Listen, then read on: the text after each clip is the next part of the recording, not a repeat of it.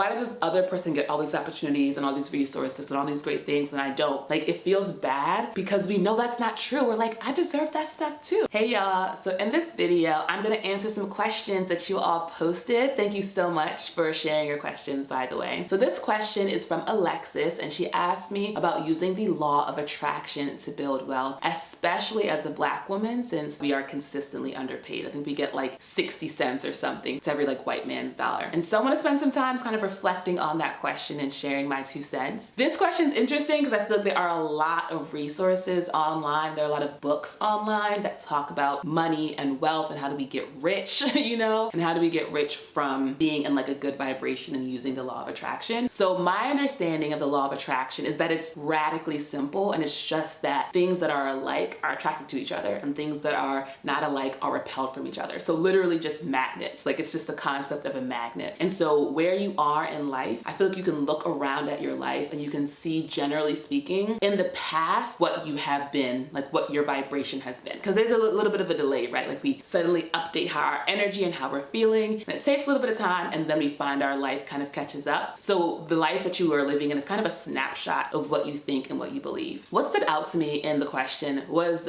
especially since Black women are underpaid. And this is something that it's a touchy subject because it's very sensitive, and so I really want to honor the reality of how sensitive the topic is. But I think there's a balance between the reality as it is, so facts as they are. My understanding of the law of attraction is that if you're looking outside of yourself and you're looking at the world as it is and you're focusing on that, you're only going to get more things that match that. And as a result, you have to decide if you want something different than what you're seeing. It starts inside of yourself. So internally, you have to decide, I'm going to say and think and be different, and then the world outside of you matches. And then especially around like trends and statistics and sort of overall, like as a group, here's how these people are. I think the reality is that while we belong to a group, we belong to a collective, we are each our own individual person. And what that means is that there's a lot of personal responsibility involved in creating the life we want for ourselves. And the tricky thing with using statistics and figures about larger societal trends is that there's a temptation to say, well, what's the point of me even trying to do or have or be better when society will not allow me to be or do or act better or have more, right? And so in a way, we are choosing to disempower ourselves and say, no matter what I do, it won't matter because of forces outside of myself. I believe it's a choice to believe that, because I believe we're all incredibly powerful. I believe we're all children of God. I believe we're all divine, powerful creators. And so if we want something, I really believe we have the power to make that happen. And when you believe that, it means you start moving differently in your own life, because you understand that if you actually want it and you really believe you can have it, it will be yours. And it's not a matter of if, it is a matter of when. But then if that's sort of the choice, you know, that you decide to make and where you decide to go, what'll happen is all the limiting beliefs that say, no, you can't actually have it, those are gonna rise up and get in your way and try to block you. And then it's your responsibility, if you want what's on the other side of it, to examine, where did these beliefs come from? Who in my life told me that I can't have what I want? What experiences in my life told me that actually it's not worth trying because I won't be successful? What experiences told me that poverty is normal and it's all I deserve and it's all I should expect for myself? And in my experience, when was it safer to actually believe these limiting beliefs than it was to stand in the truth that I knew deep down that actually I could have whatever I wanted? Because I think for you to even have this question about how do I get more money and get more wealth means you know deep down that you deserve it. Like, why does one person deserve money and I don't? Like, it doesn't make any sense. So it doesn't make, like, we are all worthy. So why does this person get to have a nice car and the private jet and the fancy perfume? I just got some nice perfume, so that's like very top of mind for me right now. But like, why does this other person get all these opportunities and all these resources and all these great things and I don't? Like, it feels bad because we know that's not true. We're like, I deserve that stuff too, right? Like, we all know deep down. But for us to not be in that circumstance, it means that at some point we did adopt a different set of beliefs, and now we have to go on the journey of releasing those beliefs. In my experience, I found that in some ways I'm able to just like snap and like turn it on and access this more like elevated, joyful, happy, excited version of me and stay in that space and then attract things that match that vibration. But then there are other parts of my life where I find it really difficult, and that's where I really found it necessary to do the healing work. Because I've been kind of like, what's the point of being in therapy or doing all this healing trauma work? I'm not in therapy, but I am in a 2-year program for healing trauma. And part of me has been like, what's the point? Why don't I just think good thoughts, you know? And then I can get everything I want. And I realize it's because there are parts of me that are unconscious, that are in the shadows, that are frozen, and those parts of me are running me because I don't realize they're there. And so if I do my inner work to when I want to create a new initiative or do a new YouTube challenge or do whatever new thing, and I start working on it and then this fear comes up, instead of pushing that fear back down, I pause and I actually say, oh, part of me is really scared. And then I let myself spend time with that part that's really scared. I pull in all my resources. I pull in Jesus. I pull in my friends. I pull in Thomas Hubel, and we all hang out with like this young, scared version of me, and we let her know that she's safe, and we let her cry it out. And in the process of her releasing all these emotions and all this fear, all that energy that was spent freezing that in place is now released, and I have more excitement, more joy, more life, more love, and I get even more in my life. So I think that's really the question, is that who in your life, people that you probably love and cherish, maybe they have belief systems about poverty and about lack and about not having enough, and in what ways is stepping into your own abundance going to maybe make it uncomfortable for them to stay where they are? Because if they see you doing it and they see you prospering and shining and thriving and living in abundance and not even working that hard for it, like you're not even sweating and struggling, it's just naturally coming to you. And then these people in your life who have maybe worked really, really hard but have belief systems around not, you know, being able to have the kind of life that you're showing is possible, that's going to make it really tough for them. Because it's a lot easier when everyone around you is struggling and y'all can all complain and say, look at how hard our lives are. When one person starts to do a little bit better, I have a friend who mentioned this idea of the tall poppy syndrome, and it's this idea that all poppies are like raising at the same rate, and if one gets a little bit too high, it gets cut down to size. So if you find yourself in a community of people where everyone is at the same length, and you, maybe even you've seen someone starts to get a little bit of money, gets a little bit of success, gets a little bit of whatever, people are quick to cut them down to size, you're being taught that it's actually not safe if you want to still belong to actually raise up. That's just one of the reasons why you might not be aligned to this like more abundant lifestyle. In my experience, I had a lot of beliefs around money. I had the belief around like it's easier for, this is a Bible verse, it's easier for a camel to pass through the eye of a needle than for a rich man to go to heaven. So I was like, rich people go to hell. Like it was just like an instant, immediate kind of rich people go to hell. The love of money is the root of all evil. I was like, money equals bad. Like it was very deeply rooted in. So I had like the religious, spiritual aspect that was saying poverty is good and money is bad. So I did a lot of work around that, around like, well, if I'm a good person and I have lots of money, I could then blow that money into the issues that I care about. So why would it be a bad thing? Because if I'm poor, I can't help anybody out because I ain't got no resources. So I did a lot of work around that. I also did a lot of personal work around my own experience with money and the stress of it and the ways I felt like there wasn't enough, the tension that it would just bring up inside of me just thinking about money, just checking my bank account. So a lot of journaling, a lot of work around that. I did this program with the group To Be Magnetic that was really helpful, and that had a lot of like journaling about sort of my past relationship to money that led to a lot of crying, a lot of releasing of energy. A lot of it,